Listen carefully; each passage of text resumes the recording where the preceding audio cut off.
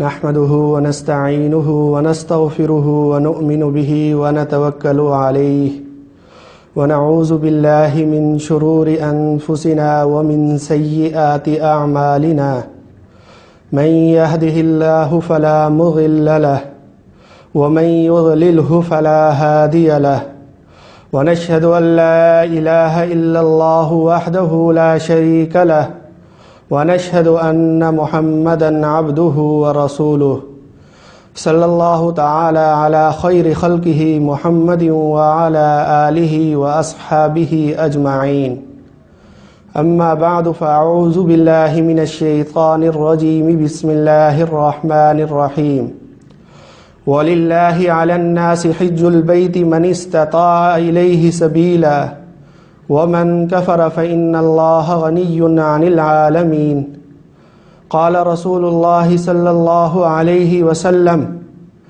أيها الناس قد فرض الله عليكم الحج فحجوا۔ میرے معزز و مکرم سامعین، حج کی درخواستیں جمع ہو چکی ہیں اور لوگ قرآندازی کے شدت سے منتظر ہیں۔ کچھ ہی دنوں میں معلوم ہو جائے گا کہ اس سال کون کون خوش نصیب افراد ہیں جنہیں حج بیت اللہ کی سعادت نصیب ہوگی۔ اسی مناسبت سے حج کی فرضیت و اہمیت سے متعلق مختصر گفتگو عرض خدمت ہے۔ دعا ہے کہ اللہ تعالیٰ اپنی رضا کے مطابق صحیح بولنے اور ہم سب کو اس پر عمل کرنے کی توفیق عطا فرمائے، آمین۔ حج ایک روح پرور، دل آویز اور عاشقانہ عبادت ہے جو سرزمین حجاز کی مقدس وادیوں میں ادا کی جاتی ہے اور تمام عبادتوں سے ممتاز اور نرالی شان رکھتی ہے۔ پوری دنیا سے آئے ہوئے لوگ ایک ہی لباس میں جمع ہوتے ہیں۔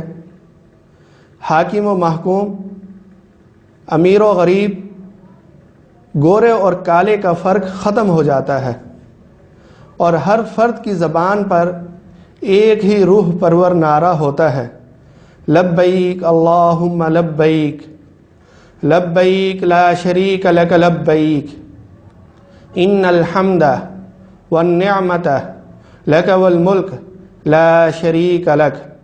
اے اللہ، میں حاضر ہوں، میں حاضر ہوں، نہیں تیرا کوئی شریک نہیں ہے، میں حاضر ہوں، بے شک تمام تعریفات اور تمام نعمتیں اور بادشاہت تیرے لیے ہے، تیرا کوئی شریک نہیں ہے۔ تلبیہ پڑھنے کے دوران ایک عجیب سماع اور منظر ہوتا ہے جسے الفاظ میں بیان کرنا ممکن نہیں ہے، اور اگر بیان بھی کر دیا جائے تو اس کی چاشنی کا آنا ممکن نہیں جب تک انسان خود اس میں شریک نہ ہو۔ حج جیسی عظیم عبادت ہمیں یہ سکھاتی ہے کہ ہماری حقیقی محبت کی صحیح حقدار صرف وہ ذات ہے جس نے ہمیں اور اس کائنات سمیت ہر چیز کو پیدا کیا۔ اگر عبادت کرنی ہے تو اسی ذات کی عبادت کرو، پکارنا ہے تو اسی ذات کو پکارو، مانگنا ہے تو اسی ذات سے مانگو۔ کسی کے گھر میں چکر کاٹنے کا دل کرتا ہے تو اسی کے گھر کا طواف کرو، اور کسی کی یاد میں ہر وقت رہنا چاہتے ہو تو ہر وقت اسی ذات کو یاد کرو۔ یہ حج جیسی عظیم عبادت ہمیں سکھاتی ہے۔ قرآن اور احادیث میں حج کی فرضیت اور اہمیت کا بہت سے مواقعوں پر ذکر ہے۔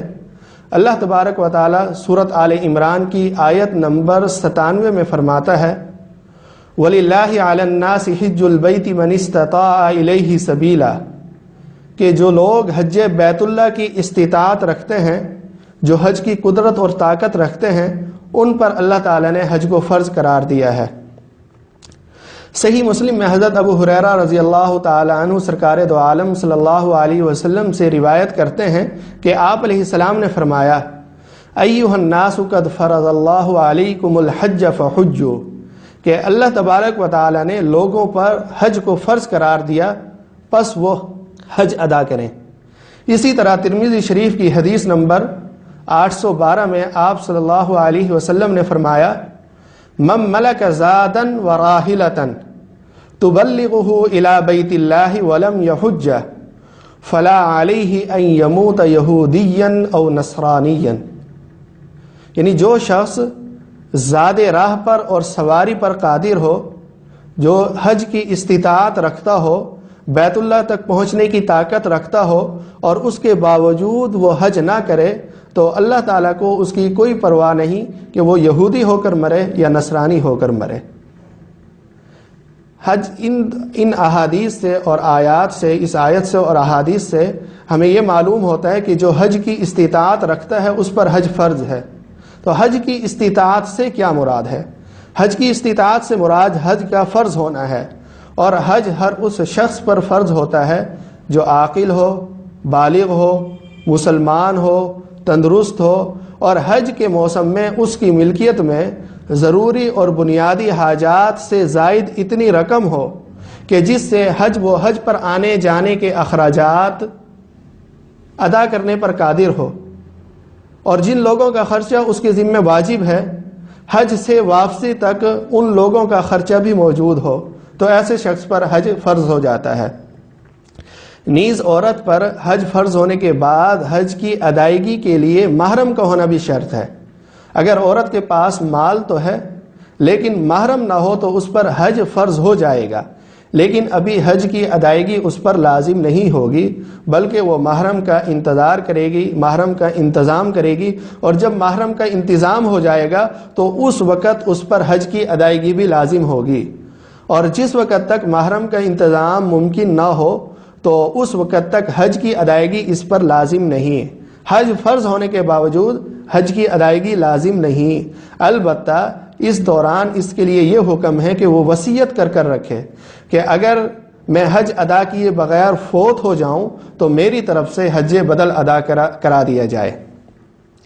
اور حج کے موسم سے مراد وہ وقت ہے جب گورنمنٹ کی طرف سے حج پالیسی کا اعلان ہو جائے اور حج کی درخواستیں جمع ہونا شروع ہو جائیں، یا اس کے بعد جس وقت تک حج کے لیے جانا ممکن ہو تو وہ اسے حج کا موسم کہا جاتا ہے۔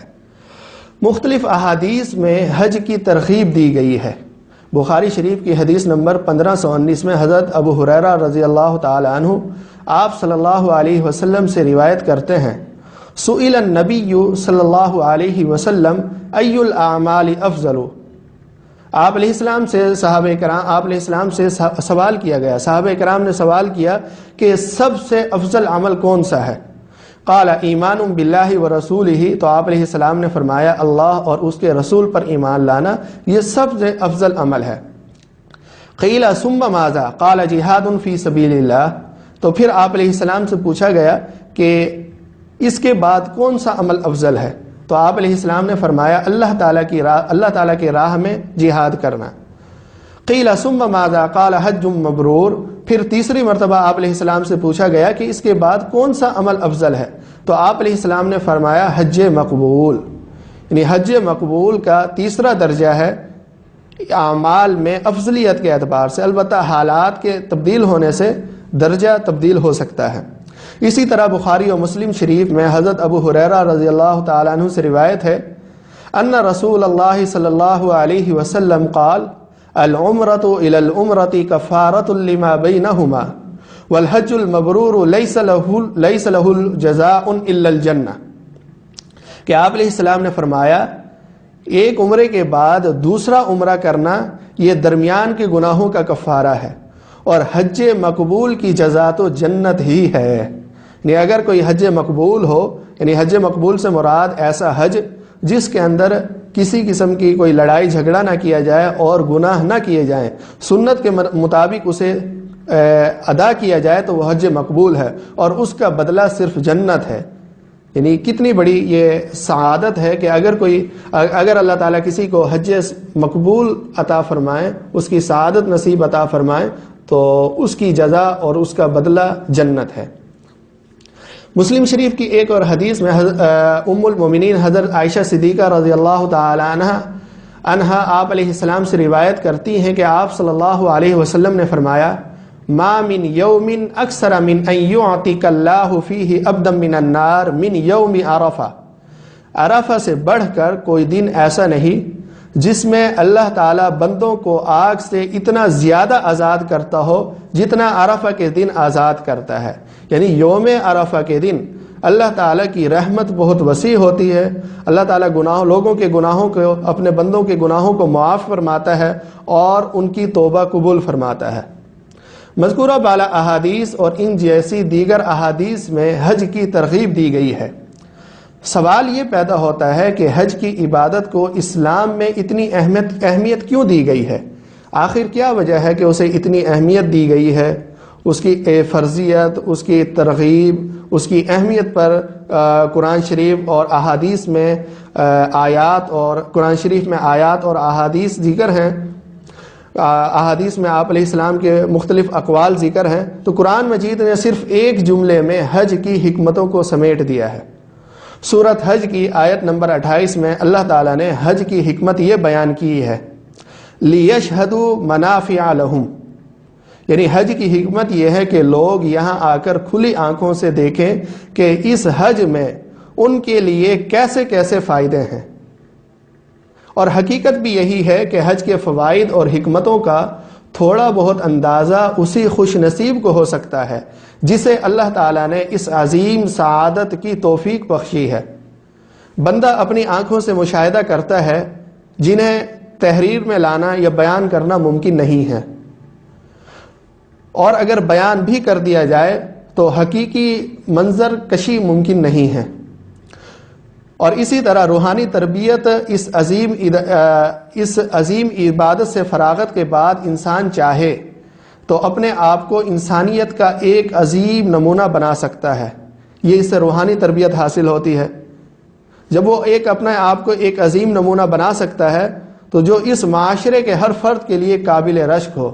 جیسا کہ محسن انسانیت حضرت محمد صلی اللہ علیہ وسلم نے فرمایا، من اتی ھذا البیت فلم یرفث ولم یفسق رجع کما ولدتہ امہ. جو شخص بیت اللہ شریف آ کر حج ادا کرتا ہے اور اپنے حج کے دوران کوئی بے حیائی کا کام نہ کیا ہو اس نے، اور نہ ہی کسی فسق و فجور میں مبتلا ہوا ہو، تو وہ پاک و صاف ہو کر ایسے لوٹتا ہے جیسے آج ہی اپنی ماں کے پیٹ سے پیدا ہوا. جیسے انسان اپنی ماں کے پیٹ سے پیدا ہوتا ہے اس وقت وہ گناہوں سے پاک صاف ہوتا ہے، تو اسی طرح جب وہ حج کر آتا ہے اور حج بھی حج مقبول ہو جو سنت کے مطابق ہو، تو جب وہاں سے واپس آتا ہے تو وہ ایسے لوٹتا ہے جیسے اس پر کسی قسم کا کوئی گناہ نہیں ہے. تو حج کو سنت کے مطابق سیکھنا بھی چاہیے. لوگ اس معاملے میں سستی کرتے ہیں، 5-5 لاکھ 10-10 لاکھ کے وہ پیکج لے لیتے ہیں، لیکن سیکھنے میں کوتاہی کرتے ہیں. تو حج کو جیسے اس کا اہتمام ہے، اس کی اہمیت ہے اور لوگ اس کے اہتمام کرتے ہیں، تو اسی طرح اس کے سیکھنے کا بھی اہتمام کیا جائے. اللہ تعالیٰ تمام عازمین حج کو سنت کے عین مطابق حج کے افعال ادا کرنے کی سعادت نصیب فرمائے، تاکہ وہ ہر قسمی گناہوں سے بالکل پاک و صاف ہو کر واپس آئیں اور اپنی آئندہ زندگی کو سنت کے مطابق گزارنے کا اہتمام فرمائیں.